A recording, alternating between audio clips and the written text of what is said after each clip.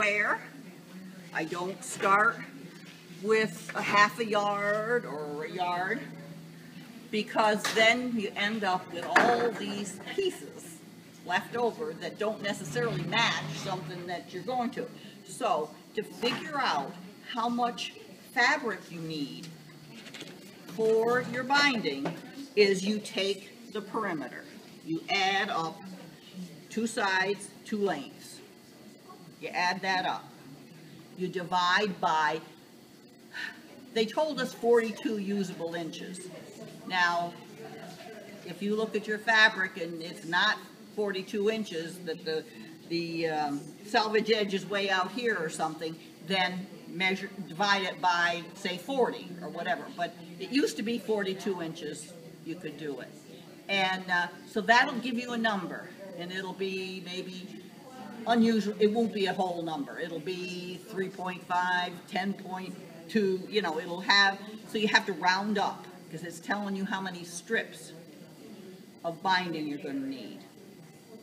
And so if it said 8.7, okay, I need 9 strips.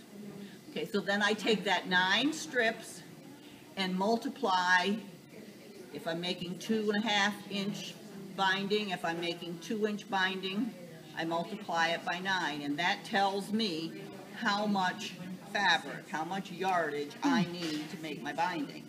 Whether it is straight binding or bias binding, it's the same amount of fabric.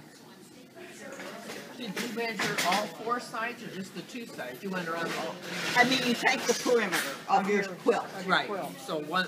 I mean, you take it and double. I mean, you know. The width times 2 and the length times 2 and add them together. Okay. Yeah. And then divide by 42 or 40 or whatever. 40. Right. Okay. Okay. And that gives you the number of strips that you need to make your binding, or you know, you need to for your binding, and then you multiply that by whatever it is, 2 1/4, 2 1/2, you know. Okay, so then, because I'm not working with a square or anything, I just fold this up like this and press it. Now that gives me my bias to start, my bias spot. So then after I've pressed it in, and I'm used to working, you can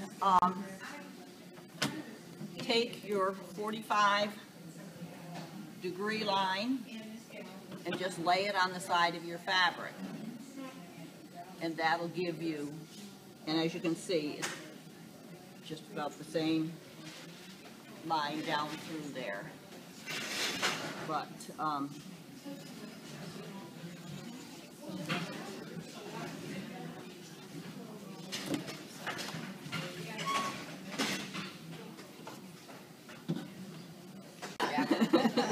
and you usually do bias all the time, don't you? Yes, yeah.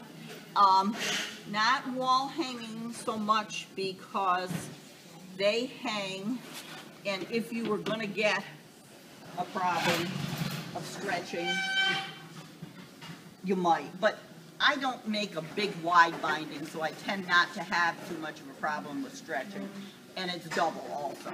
Okay, so then I take this one, and this is why I leave my selvage edges on until later, so that I know, because I'm making my 2 selvage edges together. And now you have a parallelogram. So then I'm going to sew these together, and I will just sew on the inside of the widest part of the selvage, and that should get rid of the selvage on both sides of the. Discovered a way to do it by cutting it instead of drawing lines. Because if I had to draw lines, I never would draw lines. I know, they always show that. Yeah. Drawing the lines. Right, and you know, it's too hard to find something that's going to show well enough on your fabrics generally to bother drawing the lines. So when I do it, to press your seams to the right or left or light or dark, but in the binding, you always press them flat because you want the least amount of bulk in the way. So for right now, this will. And the other thing is when you're doing something like this, you want to look in on this side and make sure that you haven't got any white, you know, in that seam. That way, 'cause I want to cut with my right hand, not my left hand. I'm using 2.5 inch binding because it's got a fairly decent. Not straight down there. No, I'm only going to make a cut about this long. Okay. And it is there.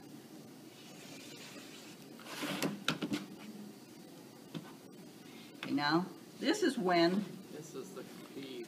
right, this is when it seems like you're getting all bound up. What you want is a tube when you get done. And if you take this, and so, and if, what I was going to say, if it seems odd, then you've probably got it right. Because it's really hard when you're doing smaller pieces, and sometimes I make it out of 1/3 of a yard or something if I'm doing just a small color. And then one day I was sewing the binding on the quilt, and I said, oh, I'm using my regular presser foot. I'm not using my 1/4 inch foot. So that made it a 1/4 inch narrow, closer, and so it filled in nicely. And hers was that much longer. If you roll it up, it has more of a tendency to, now if I'm going to keep it, like if I make this binding and the quilt wasn't quilted or whatever, I might wrap it so that it stayed pressed.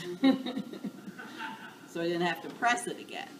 But Do you do all your quilts with the Vines binding? Yes. Pretty much. Yes. Quilts, yes. Wall hangings, it depends on how big they are and so forth. And, you know, whether I happen to have some left in the drawer that match. It's already done. That.